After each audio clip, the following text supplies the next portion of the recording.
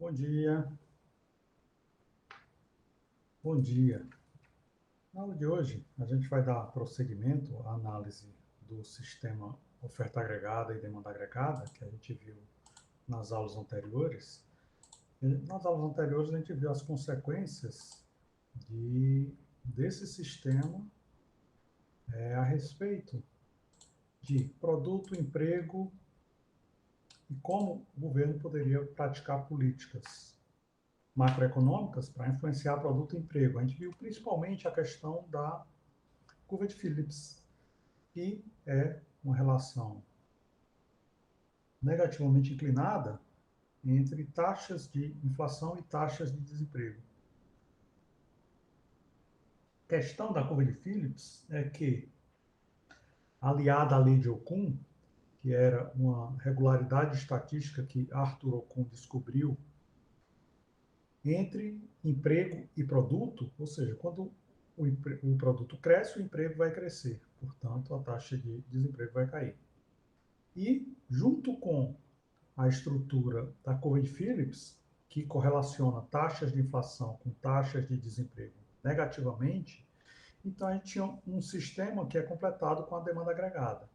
A demanda agregada, a gente viu que um sistema de equações, demanda agregada, lei de Okun e curva de Phillips, a gente tinha como, com esse sistema simultâneo de equações, ver o processo de equilíbrio da economia e os resultados com relação à taxa de desemprego, taxa de inflação e produto da economia e crescimento da oferta monetária. Então, esses eram os agregados macroeconômicos com esse sistema lei de Okun, curva de Phillips e demanda agregada, só que essa estrutura, por ser uma estrutura baseada nas ideias neoclássicas, ela gerou um debate muito grande entre economistas monetaristas que enfatizavam a importância da política monetária para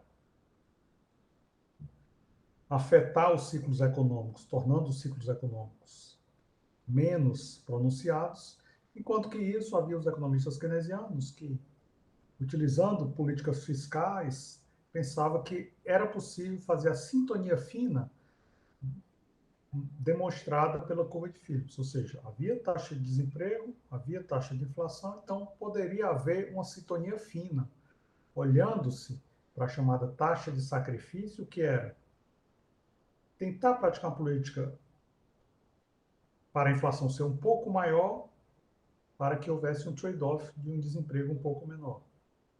Se fosse praticado uma tentativa de desinflação, o que é que os keynesianos diziam? Haveria uma taxa de sacrifício, que seria uma taxa de sacrifício relativamente alta, ou seja, para que a inflação caísse, era necessário aceitar uma taxa de desemprego maior. Então, havia esse debate entre monetaristas e keynesianos, onde eles discordavam bastante a respeito de que tipo de política seria a melhor empregada, porque eles discordavam a respeito das estimativas que eles faziam a respeito de uma série de variáveis, né? Tinha o G e o D, que eram as elasticidades com relação de política monetária com relação à taxa de juros, elasticidade de investimento com relação à taxa de juros. Então, keynesianos monetaristas discordavam bastante na hora de estimar essas variáveis, por isso que eles pregavam políticas diferentes. Eles discordavam na ideia de estimar essas variáveis diferentemente, mas concordavam no sentido. O que eles concordavam? Eles concordavam na construção de modelos para estimar essas variáveis. Quer dizer, eles chegavam a resultados diferentes, portanto, defendiam políticas diferentes, mas com relação à construção de modelos e tentar usar modelos de análise de políticas macroeconômicas para estimar as variáveis era algo que eles concordavam perfeitamente. Quais eram as consequências de discordar a respeito dessas estimativas?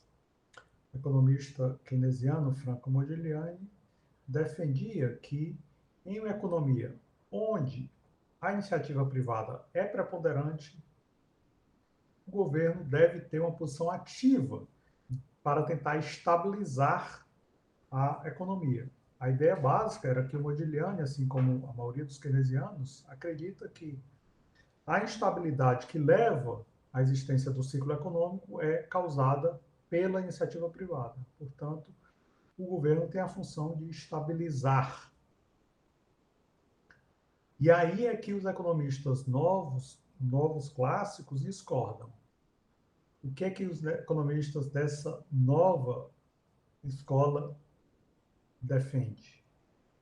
A ideia básica é que eles acham que tentar administrar a demanda agregada é algo que vai ser inócuo para afetar as variáveis reais. Então, a ideia básica da proposição novo-clássica é da ineficácia das políticas econômicas, ou seja, eles dizem ações sistemáticas de política fiscal e monetária que alterem a demanda agregada não vão afetar nem o produto, nem o emprego, que são variáveis reais, nem mesmo no curto prazo.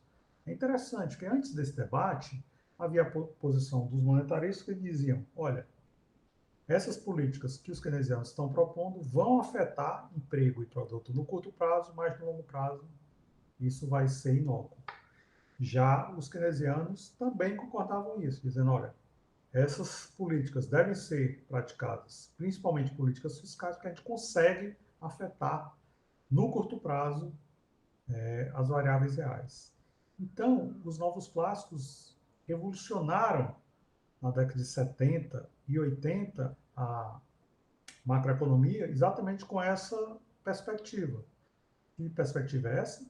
É que nem mesmo no curto prazo essas políticas que afetam a demanda agregada conseguem ter efeitos sobre o produto e sobre o emprego. Então, como os novos clássicos procuravam criar seus modelos para provar essa incapacidade de afetar nem mesmo no curto prazo. Eles criaram seus modelos baseados nas ideias da crítica de Lucas, das expectativas racionais. O que seriam expectativas racionais? Expectativas racionais seriam expectativas que as pessoas formam quando têm um conjunto de informações disponíveis. Então, a ideia é que os novos clássicos criaram seus modelos utilizando expectativas racionais e ao tentar estimar as variáveis usando modelos com expectativas racionais, eles chegaram à seguinte preposição. Tanto os keynesianos quanto monetaristas acham que os indivíduos podem cometer erros de estimação sistemáticos e repetidos. Já os novos clássicos não. Os novos clássicos, eles não aceitam a ideia de que quando os agentes econômicos erram, eles voltam a repetir seus erros. Ou seja, a ideia da expectativa racional é o seguinte: as pessoas, na hora de firmar contratos, na hora de se comprometer com relação a remunerações ou pagamentos, o que é que elas fazem? Elas olham para o passado, agregam a maior quantidade possível de informação e pensam: eu cometi esse erro do passado, eu não vou repetir esse erro, portanto, eu constatei a existência do erro, então eu vou mudar o meu contrato de forma a não repetir esse erro. A ideia, então, é que os modelos macroeconômicos keynesianos, eles são de natureza retrospectiva, ou seja, eles olham para trás para explicar o que ocorreu atrás. Já os modelos neoclássicos, ao incorporarem a ideia das expectativas racionais, eles se tornam modelos novos clássicos, né? Se tornam modelos prospectivos. O que é prospecção?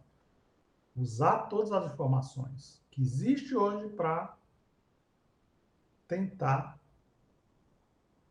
prever o que vai acontecer a seguir. Ou seja, é um modelo que procura projetar para o futuro. Enquanto que os modelos keynesianos procuravam explicar o que acontecia no passado, o modelo dos novos clássicos procura projetar a mudança de comportamento no futuro. Então, como é que funciona o modelo do mercado de trabalho e da oferta agregada dos novos clássicos? Aqui a gente tem o mercado de trabalho, as pessoas vão ofertar mão de obra baseado na quantidade de moeda, olham para os gastos do governo, olham para os tributos que pagam e tentam olhar para expectativas de investimento. Então, todas essas variáveis são expectativas. Expectativas de investimento, expectativas do que eles vão pagar em forma de impostos, expectativa de nível de gasto do governo e expectativa de oferta de moeda. Então, na hora de ofertar mão de obra, os trabalhadores eles olham para essas variáveis todas e formam sua curva de oferta de mão de obra. As empresas vão ofertar vagas olhando para isso aqui. Olham para o nível de preços, certo? E do outro lado, com isso, a gente tem um salário de equilíbrio e um emprego de equilíbrio. Do outro lado, na oferta agregada e demanda agregada, vista pelos novos clássicos, quais são os determinantes da oferta agregada? Mesma coisa com relação à oferta de mão de obra, né? A expectativa de oferta monetária, expectativa de gasto do governo, expectativa de pagamento de impostos, expectativa de investimento por parte das empresas é que formam a oferta agregada. E a demanda agregada? A demanda agregada é função do nível de oferta monetária, nível de gasto do governo, nível de impostos pagos e nível de investimentos feitos. Ou seja, aqui a gente vê que a demanda é formada baseado nos dados das dotações iniciais dessas variáveis. Aqui, a oferta de vagas é formada baseado no nível de preço, enquanto que tanto a oferta agregada quanto a oferta de mão de obra são formados baseados em expectativas. Com isso, a gente tem um preço de equilíbrio, que vai ajudar a formar a oferta de vagas por parte das empresas, e a gente tem um produto de equilíbrio, certo? Então, o modelo oferta agregada, demanda agregada dos economistas novo-clássicos entra em equilíbrio com um sistema de expectativas gerando a curva de oferta agregada de equilíbrio e um sistema de variáveis verificáveis formando a demanda agregada. Né? Quais são as variáveis verificáveis? Oferta de moeda, nível de gasto do governo, nível de impostos pagos, nível de investimento que ocorreu. E aqui as empresas formam sua demanda por mão de obra baseado no nível de preço. Muito bem. Como é que esse modelo, então, vai funcionar? O que acontece nesse modelo quando a gente tem um aumento de oferta monetária? O modelo dos novos clássicos. É importante notar isso aqui, né? Os trabalhadores vão ofertar moeda olhando para a expectativa de nível de preços. Né? Eles olham o salário nominal, mas o salário real depende da expectativa de nível de preços, assim que eles ofertam moeda. Então, no primeiro momento, o que é que está acontecendo? Aumentou a oferta de moeda por parte do governo. Eu tenho M0, aí o Banco Central aumenta a oferta de moeda para M1. Eu desloco a demanda agregada. Quando eu tenho essa demanda agregada M0, eu estou tendo essa demanda agregada que está sendo influenciada pela oferta de moeda M0. Todas as outras variáveis, G0, T0 e 0, não estão se movimentando. Né? Quando aumenta para M1, continua G0, T0 e 0, certo? Esse deslocamento se deve exclusivamente à oferta monetária. Aqui eu estou em equilíbrio, tenho a oferta agregada inicial, com as expectativas que as pessoas formaram, olhando para a oferta de moeda M0, então está aqui a oferta agregada inicial. Esse é o produto inicial, Y0, aqui eu tenho P0, que é o nível de preço inicial. Aí o Banco Central aumenta a oferta de moeda para M1. Mesmo todas as outras variáveis tendo permanecido igual aqui, na demanda agregada, com aumentando para M1, eu tenho esse deslocamento da demanda agregada, para cima e para a direita. Deslocamento para cima e para a direita significa que a demanda agregada aqui, encontrando uma nova, a mesma, a velha oferta agregada, o que é que eu tenho? Eu tenho que o produto sai de Y0, vai para Y'1, e o nível de preço sai de P0, vai para P'1. Qual é o grande problema? Esse era o modelo anterior, esse era o deslocamento keynesiano do modelo keynesiano, né? Qual a grande diferença para o modelo dos novos clássicos? Os modelos dos novos clássicos pensam o seguinte: no momento que as pessoas têm essa informação, M1 é a nova oferta de moeda, eles não vão continuar com essa oferta agregada, onde há uma expectativa da oferta de moeda influenciar variáveis. A oferta de moeda M é zero. Agora há uma nova oferta de moeda, então vai ser criada uma expectativa de uma nova oferta de moeda, M é 1. O que é que vai acontecer? Se houve um estímulo à demanda agregada, as pessoas vão esperar que o nível de preços vai subir. Então, as pessoas reformulam, dado que elas agora têm essa informação sobre a nova oferta de moeda, elas criam expectativas a respeito de como o sistema de preços vai reagir. As pessoas reformulam suas expectativas a respeito do novo sistema de preços, já que agora a oferta de moeda é M1, e essas expectativas sobre o efeito de M1 vai levar a oferta agregada para a esquerda e para cima. Então, eu tenho a minha nova oferta agregada, que vai interagir com a minha nova demanda agregada. O que é que a oferta agregada indo para cá significa? Significa que o nível de preços vai subir ainda mais, de P1' para P1, mas o nível de produto vai cair, voltando a Y0. Então, o que foi que aconteceu? Essa mudança de M0 para M1, que deslocou a demanda agregada para cima e para a direita, teve efeito sobre a oferta agregada ao mudar as expectativas. A ideia básica do modelo dos novos clássicos é expectativas racionais. Se as pessoas possuem expectativas racionais, elas vão, ao se deparar com nova informação, incorporar essa nova informação dentro de suas expectativas e reagir de acordo a isso. Como é que isso ocorre no mercado de trabalho? No mercado de trabalho, a gente tem aqui, inicialmente, nível de vagas ofertadas olhando para P0. Então, as empresas ofertam essas vagas. E nível de oferta de mão de obra olhando para as expectativas de que o governo estava ofertando M0. Então, os trabalhadores ofertam essa mão de obra, onde aqui eu tenho W0, o nível de salário de equilíbrio, e N0, o nível de emprego de equilíbrio. E aí o que foi que aconteceu?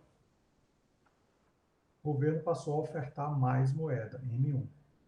O que acontece quando o governo passa a ofertar mais moeda? As empresas veem, opa, o governo ofertando mais moeda, o que foi que aconteceu? O nível de preço subiu para P1'. Então, eu vou me adaptar P1'. Ao me adaptar a P1', eu vou ofertar mais vagas. Por quê? Agora, os meus produtos vão ser vendidos por um preço maior.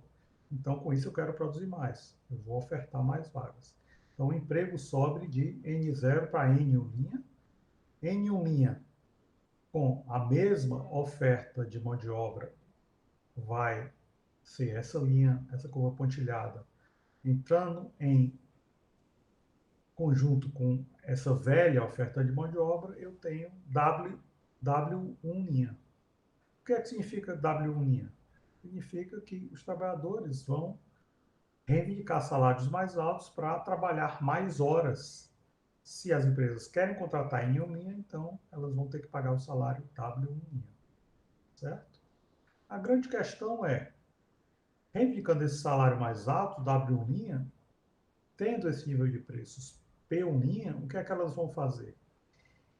Elas vão dizer o seguinte: o nível de preço está aumentando, meu salário aumentou. Mas por que, que o nível de preço está aumentando? Porque a oferta monetária aumentou também. Se a oferta monetária aumenta, significa o quê? Os trabalhadores vão pensar: Isso vai afetar o sistema de preços. Como já subiu para P1', quando os trabalhadores veem esse sistema de preços se modificando, eles mudam suas expectativas de ME' para M1', portanto, modifica a oferta de mão de obra. Eu saio dessa oferta de mão de obra NS-ME 0 e vou para essa oferta de mão de obra NS-ME1. O que é que essa oferta de mão de obra ME1 está me dizendo?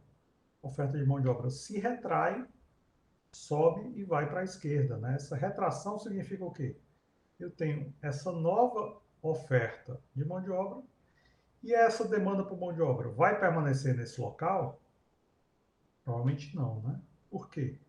Porque com essa nova expectativa de mão de obra, quando a oferta agregada se modificou daqui para cá, o nível de preço sobe para P1. Quando o nível de preço sobe para P1, então eu tenho uma nova oferta de vagas por parte das empresas. Então, essa nova oferta de vagas, onde o nível de preço subiu para P1, vai ser aqui, para cima e para a direita, só que a retração da oferta de mão de obra por parte dos trabalhadores, NS-ME1, para cima e para a esquerda, vai gerar esse novo equilíbrio, onde os trabalhadores vão reivindicar esse salário W1 e o nível de emprego volta para N0. Então, qual é a visão que os novos clássicos têm? Eles, de certa forma, resgatam aquilo que os clássicos pensavam, que é o quê? O produto da economia só consegue se expandir quando eu tenho variações no estoque de capital ou no estoque de trabalho. Claro que os novos clássicos também acreditam em variações na produtividade da mão de obra.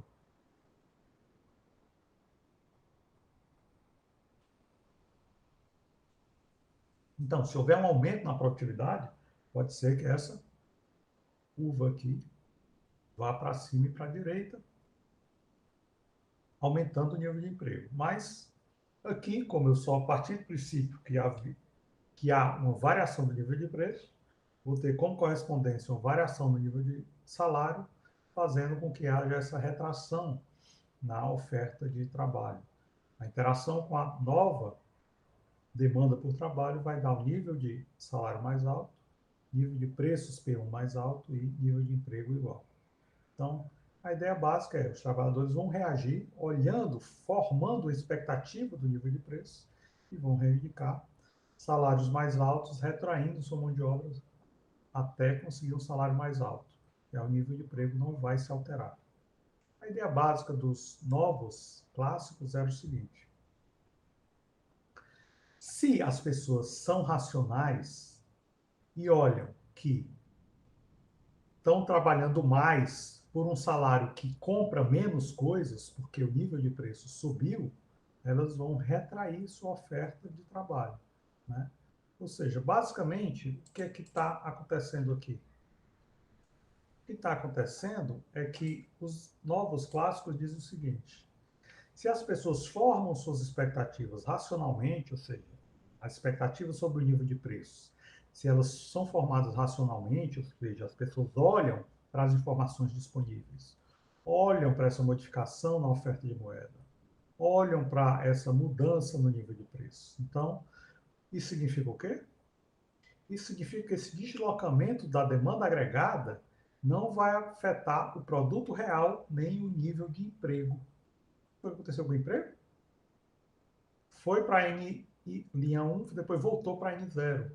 Nível de produto? Foi para Y linha 1, depois voltou para Y0. Ou seja, não foi alterado. Na verdade, essa reação é instantânea. É como se eu nem tivesse ido daqui para cá. Como eu tivesse ido diretamente de P0 para P1 sem passar por P1'. Ou como se eu tivesse ido direto de W0 para W1 sem passar por W1'. Não aumentou esse nível de emprego, nem aumentou esse nível de produto. O salto foi direto. De Y0 para Y0, de N0 para Y0, a coisa que se alterou foi de W0 para W1, de P0 para P1. Então, a ideia básica dos novos clássicos é o seguinte: o que é que vai acontecer? O que acontecer é, como esse salto é direto, então o produto ele não se altera, porque o preço ele vai tender a ficar no mesmo patamar. O salário também vai tender a ficar no mesmo patamar. Por quê? Porque a incorporação dessas variáveis, ou seja, se eu tenho expectativas, tendo essas expectativas, eu vou olhar para quê? Eu vou olhar exatamente para quais são as variáveis que estão se modificando. Não tem modificação nem na demanda agregada, nem na oferta agregada. O preço vai ser estável, o produto vai ser estável, o salário vai ser estável, o emprego vai ser estável. Né? Opa, 3.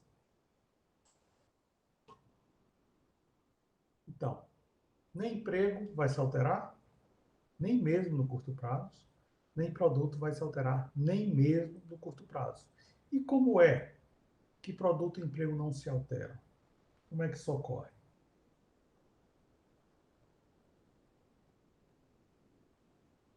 Ocorre porque as pessoas estão olhando as informações, toda vez que as pessoas vislumbram essas informações, toda vez que as pessoas veem que as informações se modificaram, elas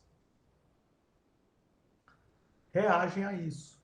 Imagine se o governo disser o seguinte: qualquer pessoa que fizer investimento financeiro, tiver seu dinheiro no banco, a partir do dia 1º de março, eu vou passar a cobrar imposto sobre os depósitos bancários. O que é que as pessoas vão fazer hoje, dia 15 de fevereiro? As pessoas não vão esperar chegar dia 1º de março para pagar os impostos. As pessoas vão correr aos bancos e tirar o máximo de dinheiro que puderem. O que acontece se o governo diz, olha, no dia 1º de março vai aumentar o preço da gasolina. O que é que as pessoas vão fazer? Vão para o posto imediatamente encher o tanque. Mesmo que não tivesse precisando encher o tanque, vão correndo para o posto de gasolina e encher o tanque de gasolina. Por quê? Pessoas se deparam com a nova informação e reagem a essa nova informação. Então, quando o governo quiser ter uma arrecadação maior de impostos no dia 1º de março, ao cobrar impostos sobre os depósitos bancários, ele vai descobrir o quê? Praticamente não há mais dinheiro nos bancos para cobrar impostos. O que acontece quando subir o preço da gasolina? As pessoas compraram gasolina na véspera, então no primeiro dia que subiu o preço da gasolina, não vai ter ninguém pondo gasolina no tanque. Todo mundo se antecipou a isso. Então a ideia dos novos clássicos é basicamente essa. As pessoas se antecipam a qualquer anúncio de novas políticas e aí essas políticas se tornam inócuas. Se os postos de gasolina esperam arrecadar uma quantidade enorme de dinheiro no dia 1º de março, eles vão se decepcionar bastante, porque todo mundo vai encher o tanque dia 25, 26, 27 e 28 de fevereiro. E no dia 1º de março, ninguém vai para o tanque, ninguém vai pôr gasolina no tanque. Todo mundo se antecipa e isso evita esse efeito das pessoas gastarem mais no dia do anúncio, no dia dos novos preços, né? Ou dia de novos impostos. Então, essa é a forma que a estrutura dos novos clássicos vê, né, como a economia se comporta. O que acontece, entretanto, se eu tiver uma outra coisa, um aumento, ou melhor, uma queda no investimento autônomo? Basicamente, é o que talvez a gente possa ter visto nessa pandemia, né? De uma hora para outra, as empresas deixaram de comprar máquinas e equipamentos. Por quê? Pandemia, meus trabalhadores têm que ficar em casa, não posso produzir. Eu estava planejando comprar muitas máquinas e equipamentos para aumentar a produção, para aumentar o emprego, agora não vou fazer. Vou diminuir o investimento, por quê? Eu não posso mais produzir. Então, o que acontece? Eu tinha antes um nível de investimento I zero, com essa demanda agregada aqui e tinha uma oferta agregada aqui. Essa oferta agregada, com esse nível de expectativa de investimento, fazia com que esse fosse o nível de preços da economia e esse o produto da economia. É o que aconteceu quando teve a pandemia. As empresas que produziam máquinas e equipamentos estavam dizendo: vou poder lhe entregar a nova máquina e equipamento encomendado no mês que vem. A empresa que comprou disse: não preciso mais das suas máquinas e equipamentos, suspende a encomenda, não entregue mais nada porque eu estou diminuindo todo o meu investimento. Então, essa diminuição do investimento vai afetar o quê? A demanda agregada. Então, as empresas deixam de demandar máquinas e equipamentos, há uma retração da demanda agregada. Inicialmente, se a oferta agregada continua no mesmo canto, que a gente tem nova demanda agregada retraída, velha oferta agregada, eu caí de P0 para P1'. Então, o produto caiu de Y0 para Y'. Né? A gente viu no ano passado uma recessão em praticamente todos os países do mundo, com exceção da China. Basicamente, o que foi que aconteceu? Com um novo investimento bem mais baixo o que acontece? As empresas vão refazer sua estrutura de pagamentos, né? Tem menos máquinas, menos equipamentos, talvez demitam trabalhadores. Isso significa o quê? Significa que eles vão pensar em outra forma de produzir, com menos máquinas, menos equipamentos do que estava planejado. Isso significa o quê? Isso significa que essas expectativas de menos investimentos vão deslocar a curva de oferta agregada. A grande questão é, por que a curva de oferta agregada vai para baixo e para a direita? O que pode estar causando essa expectativa de investimento mais baixo deslocar a curva de oferta agregada para baixo e para a direita?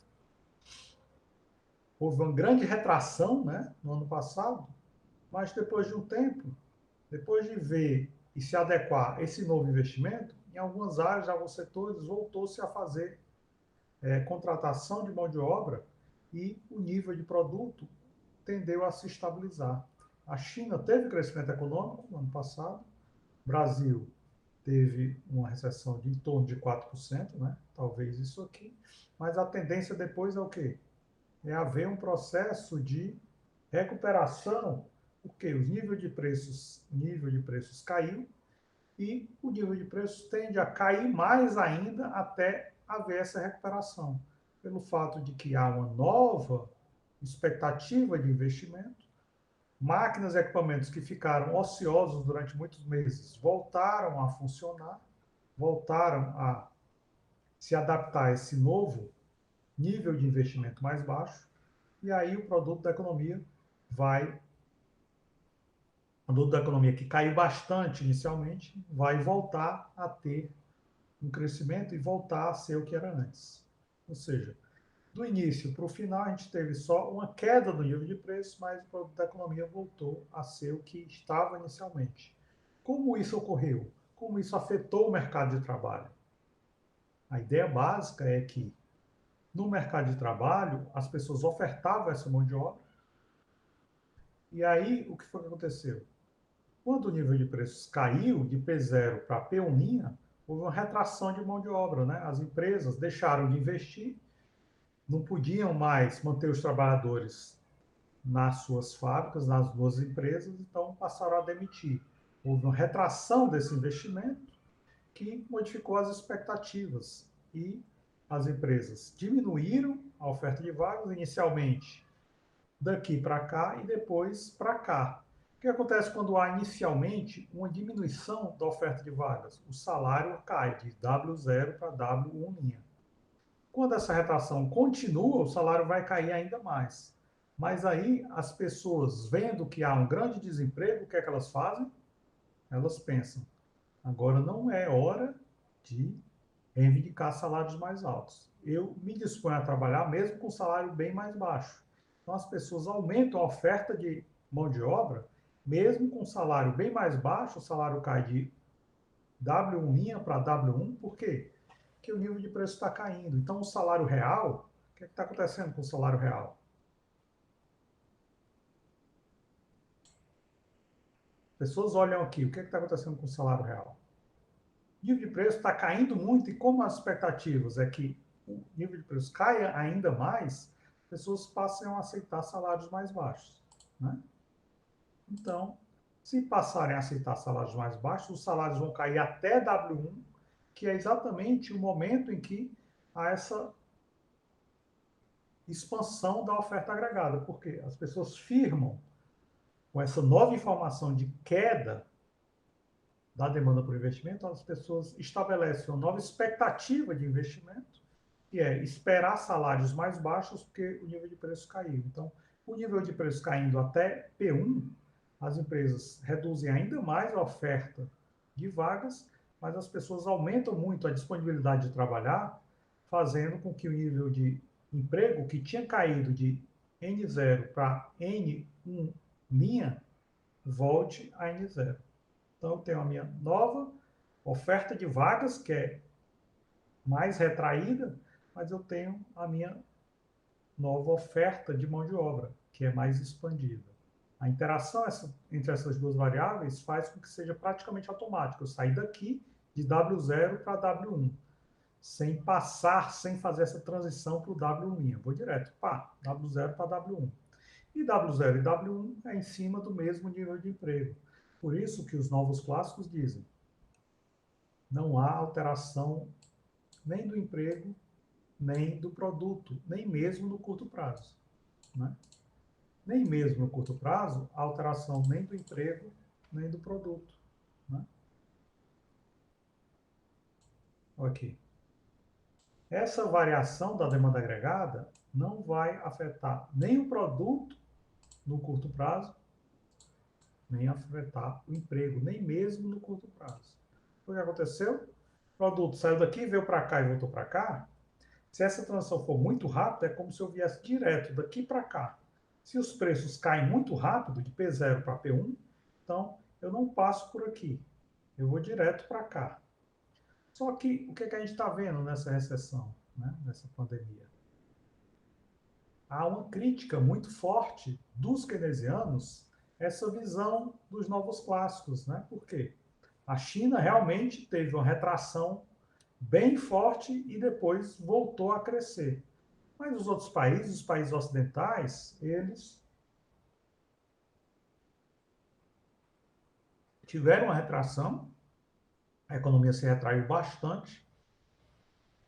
Inglaterra teve uma retração de 10%, 9,9% do PIB ano passado, o Brasil 4%, Estados Unidos talvez algo entre 4% e 10%, a Alemanha mais de 10%, a França mais de 10%, então foi uma retração avassaladora de muitos países. E esses países ainda não completaram essa transição para o nível de produto que havia antes da pandemia. Mesma coisa ocorre com o nível de emprego.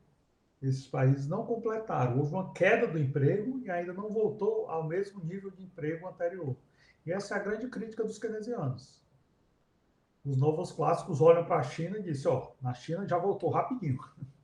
Tanto emprego quanto produto caíram rápido e voltaram rápido. Foi quase instantâneo na China. De P0 para P1 e W0 para W1. No Ocidente, não. O Ocidente ainda está na vizinhança de P1', na vizinhança de W1'. Qual é a grande crítica que os keynesianos fazem? Primeiro, a crítica é essa, né? É o tempo, né? Os keynesianos dizem, ó, não vai ser uma queda imediata de P0 para P1, de W0 para W1, porque existe um hiato de tempo, né? O lag, time lag, o lag temporal, o hiato de tempo, né? Quando há um choque econômico, as pessoas vão reagir a esse choque, mas essa reação não é instantânea. Existe uma frase bem irônica do Franco Modigliani, aquele economista keynesiano que a gente já citou anteriormente, que ele diz o seguinte: se essa queda fosse instantânea, o que é que vai explicar nos Estados Unidos da década de 30 a economia americana ter saído de uma taxa de desemprego de 5% em 1929 para 25% em 1933. E aí ele ironiza isso, e o que ocorreu na década de 30 não é 50, viu? Corrigi, 30. Foi um sério ataque de preguiça contagiosa. De uma hora para outra, 20 pontos percentuais dos empregados americanos quiseram ficar em casa, quiseram ficar sem trabalhar, de 5 para 25% da mão de obra. Ou seja, obviamente não houve um ataque de preguiça contagiosa naquela época. O que ocorreu foi uma enorme retração das vagas, e por mais que houvesse um aumento do desejo de trabalhar, a retração das vagas foi tão violenta que o emprego caiu.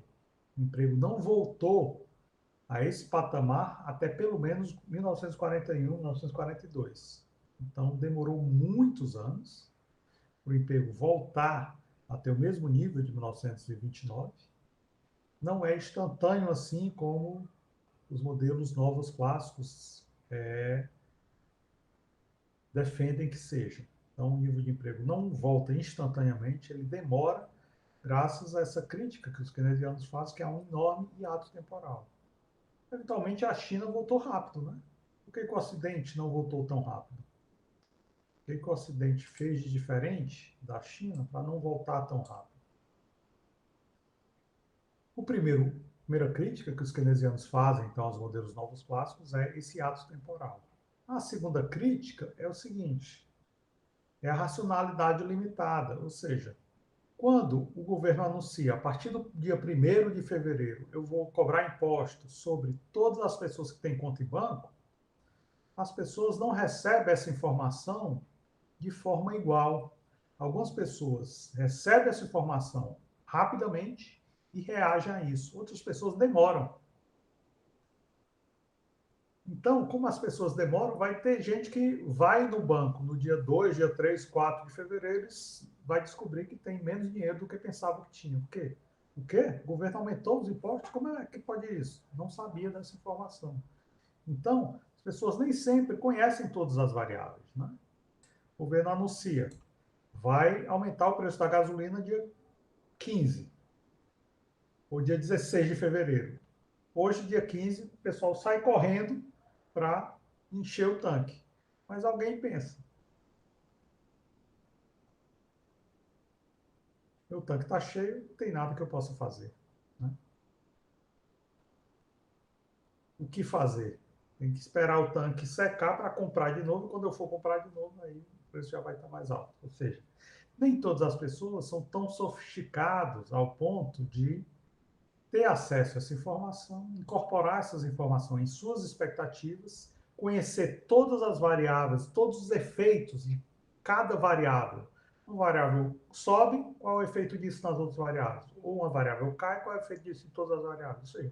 Nem todas as pessoas são tão sofisticadas intelectualmente para saber as consequências do efeito das variáveis que estão mudando o tempo todo.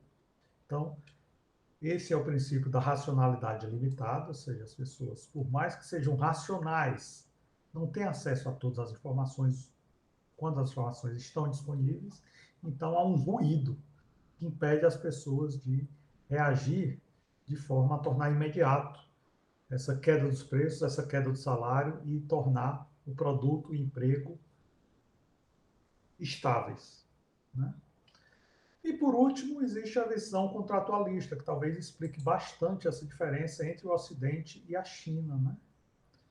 E a rigidez salarial para baixo, ou seja, o que acontece no mercado de trabalho completamente desregulamentado, como é o mercado de trabalho chinês. No mercado de trabalho chinês é bem comum que pessoas passem o tempo todo trabalhando e só recebam seu salário de 6 em 6 meses.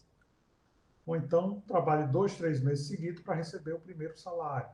Então, assim, é um tipo de mercado de trabalho com uma forte desregulamentação e não há rigidez salarial. O que acontece, portanto, até mesmo em pessoas muito pobres na China, a taxa de poupança é muito alta, 20%, 25%. Entre as pessoas muito ricas, a taxa de poupança é mais de 50%. As pessoas poupam demais na China, por quê? mesmo tendo salários muito baixos, como o mercado de trabalho é bem desregulamentado, não há rigidez nenhuma, então, o que acontece em meio a uma recessão? Na recessão, a empresa se depara com queda das receitas. O que é que ela faz com seus custos? Eu preciso diminuir o custo porque eu não tenho receita para cobrir meus custos. Então, elas fazem o quê?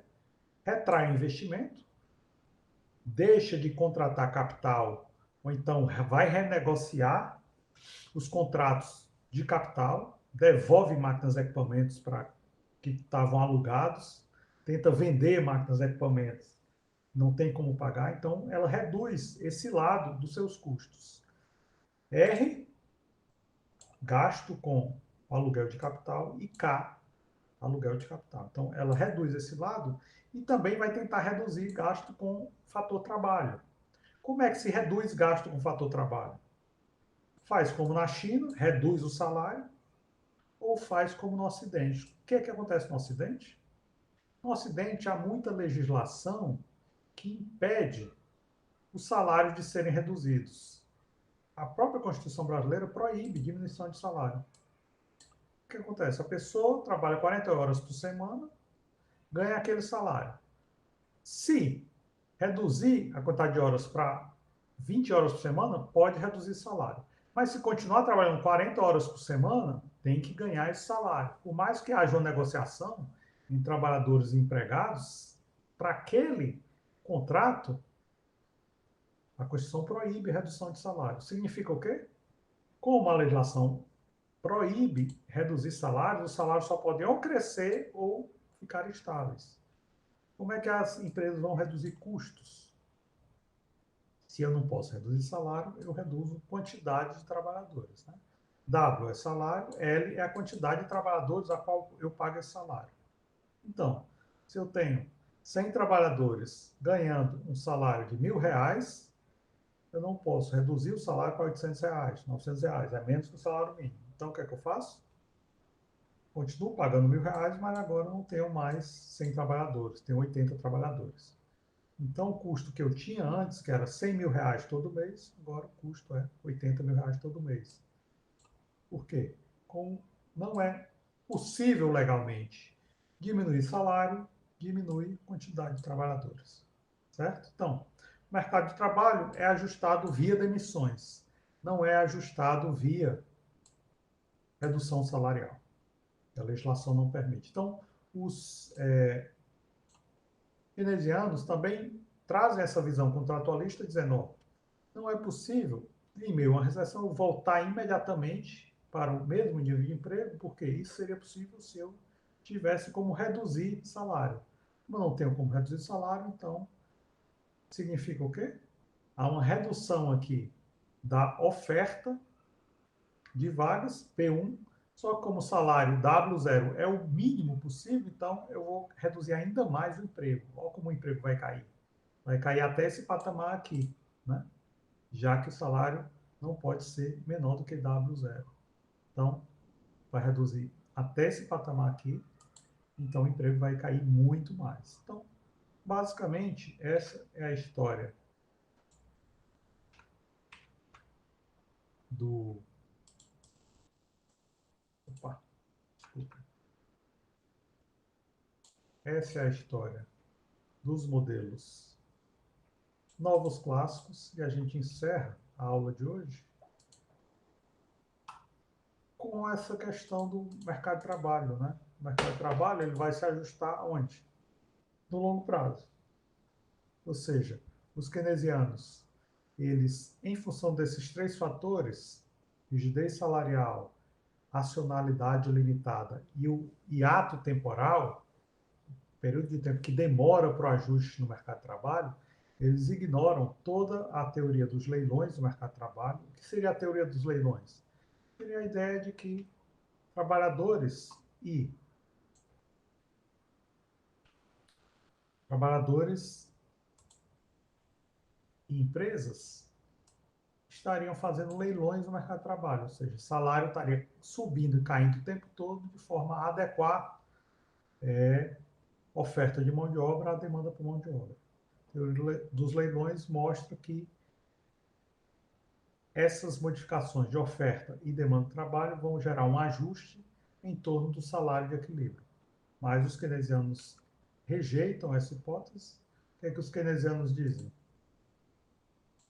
Os keynesianos dizem o seguinte: isso não vai ser possível porque os contratos do mercado de trabalho são muito rígidos. E essa rigidez no mercado de trabalho vai ignorar a teoria dos leilões no mercado de trabalho e vai gerar rigidez contratual. E essa rigidez contratual só pode ser resolvida no longo prazo. No curto prazo, essa rigidez contratual impede que esse ajuste seja imediato, faz com que o ajuste seja muito demorado. Portanto, eu vou passar muito tempo com um tipo de emprego abaixo de N0. Portanto, um tipo de produto também abaixo de Y0. Então, essa é o resultado. E há, obviamente, um debate muito grande entre os modelos dos novos keynesianos e os modelos, modelo dos novos clássicos e os modelos keynesianos. E na aula que vem, a gente vai ver as consequências desse debate, que é uma nova escola, aliás, duas novas escolas.